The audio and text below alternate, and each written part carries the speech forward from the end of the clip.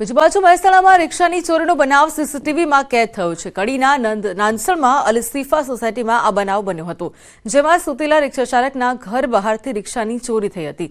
તસ્કર સોસાયટીમાં ઘૂસ્યા હતા અને રિક્ષાની ચોરી કરી તેઓ ફરાર થયા હતા, જેના સમગ્ર દ્રશ્યો સામે આવ્યા છે।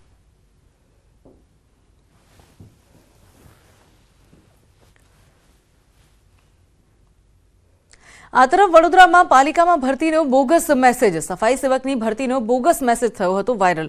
મોટી સંખ્યામાં અરજદારો પહોંચ્યા હતા કચેરીએ, તો પાલિકામાં પહોંચીને ભરતી ન હોવાનો ખુલાસો થયો। ભરતી પ્રક્રિયાનો મેસેજ કરાતા આરોપીની ધરપકડ કરી છે। સમગ્ર મામલે પોલીસે વધુ તપાસ હાથ ધરી છે।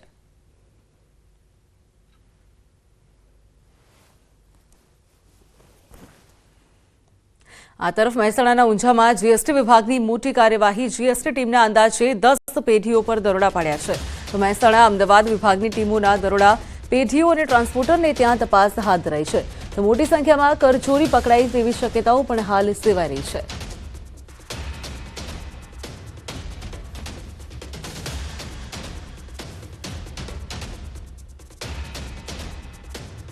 બીજી બાજુ બોટાદના ધારાસભ્ય શંભુપ્રસાદ ટુંડિયાનું ફેસબુક એકાઉન્ટ હેક થયું છે। ધારાસભ્યએ સાયબર ક્રાઇમમાં ફરિયાદ દાખલ કરાવી છે।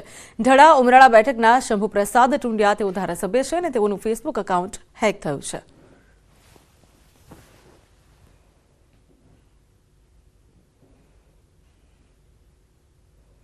આ તરફ વડોદરાના સમાસાવલી રોડ પર ઓવરસ્પીડ વાહને એક યુવકનો ભોગ લીધો છે। સ્કૂટર ચાલકની છાતીમાં પાઇપ ઘૂસી જતા એક યુવકનું ઘટનાસ્થળ પર મોત નીપજ્યું। ઘટનાસ્થળેથી પસાર થઈ રહેલા પીએસઆઈએ અન્ય ઇજાગ્રસ્ત યુવક માટે દેવદૂત બની આવ્યા હતા, તો પીએસઆઈ અરુણ મિશ્રાએ અકસ્માતમાં ઇજાગ્રસ્ત યુવકને એમ્બ્યુલન્સ મારફતે હોસ્પિટલ ખસેડ્યો। સમગ્ર ઘટનાનો વિડીયો પણ હાલ સામે આવી રહ્યો છે।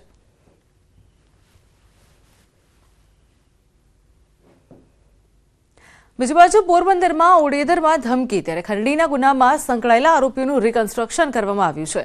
આરોપીઓ સામે મારામારી અને ધમકી સહિતના ગુના દાખલ છે, તો પોલીસે તમામ આરોપીઓને રાજસ્થાનથી ઝડપી પાડ્યા હતા। કોર્ટે આરોપીઓને 2 દિવસના રિમાન્ડ પણ મંજૂર કર્યા હતા, ત્યારે પોલીસે આગળ કાર્યવાહી હાથ ધરી છે।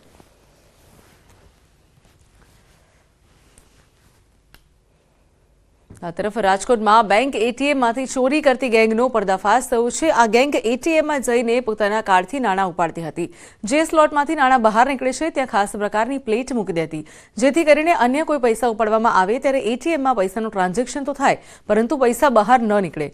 પૈસા બહાર નીકળવાને બદલે ગઠિયાઓ રાખેલી પ્લેટમાં જમા થાય અને બાદમાં ગઠિયો એટીએમમાં ઘૂસી ડિસમિસ થયા પ્લેટને બહાર કાઢી લેતો હતો। તો પોલીસે તપાસમાં આ ગેંગ રાજકોટ, સુરત, વડોદરા, ટંકાર, વાંકાનેર, અંકલેશ્વર મળીને કુલ 17 જેટલા એટીએમમાંથી ચોરી કરી હોવાની કબૂલાત આપી છે। તો પોલીસે આરોપીઓ પાસેથી 30,000ની રોકડ સહિત પતરાની પ્લેટ, 2 મોબાઈલ અને 1 બાઇક મળીને 70,000નો મુદ્દામાલ જપ્ત કર્યો છે।